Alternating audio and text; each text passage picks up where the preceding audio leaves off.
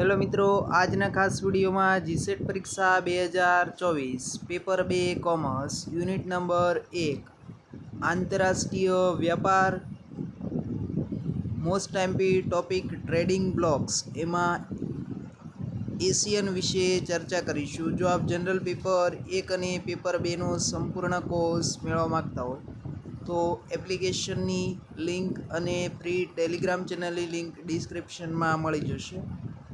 કોર્સમાં આપને અહીં દર્શાવેલ તમામ બાબતો મળી જશે। વધુ વિગત માટે ટેલિગ્રામ ચેનલ જોઈન કરો, જેમાં તમામ ડિટેલ મળી રહેશે। આ કોર્સની વેલિડિટી 1 વર્ષની રહેશે। વધુ સમય ન લેતા ચાલો શરૂ કરીએ એશિયન વિશે। તો એશિયનનું પૂરું નામ પણ ઘણી વખત પરીક્ષામાં પૂછવામાં આવે છે। દક્ષિણ પૂર્વ એશિયાના દેશોનું એક એસોસિએશન છે। એની સ્થાપના ક્યારે થઈ એ પણ ઘણી વખત પરીક્ષામાં પૂછવામાં આવેલ છે। તો 8 ઓગસ્ટ 1967ના રોજ એની સ્થાપના કરવામાં આવી હતી।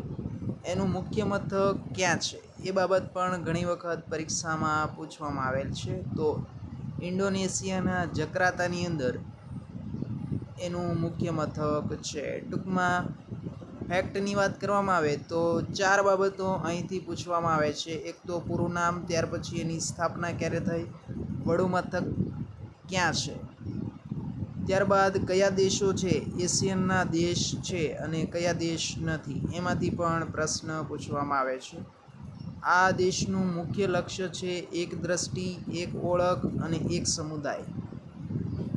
એનો મુખ્ય હેતુ છે દક્ષિણ પૂર્વ એશિયામાં આર્થિક સહકારને પ્રોત્સાહન આપીને આર્થિક સ્થિરતા પ્રાપ્ત કરવી। ત્યાર પછી કયો દેશ એશિયનનો સભ્ય દેશ છે અથવા કયો દેશ નથી, તો એમાં કુલ 10 દેશોનો સમાવેશ થાય છે। તેને સરળતાથી યાદ રાખવા માટે એક ટ્રીક તૈયાર કરવામાં આવી છે, જે ટ્રીક છે MBBS IPL CTV।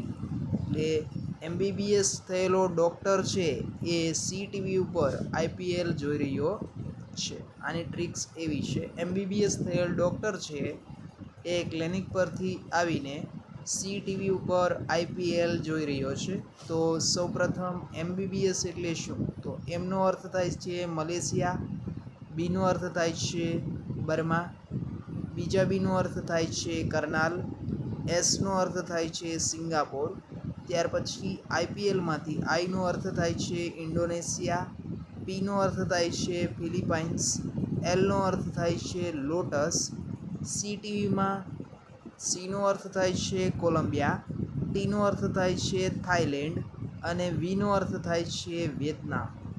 ફરી મળીશું આવા જ એક અગત્યના વિડીયો સાથે। ત્યાં સુધી જય હિન્દ, જય ભારત।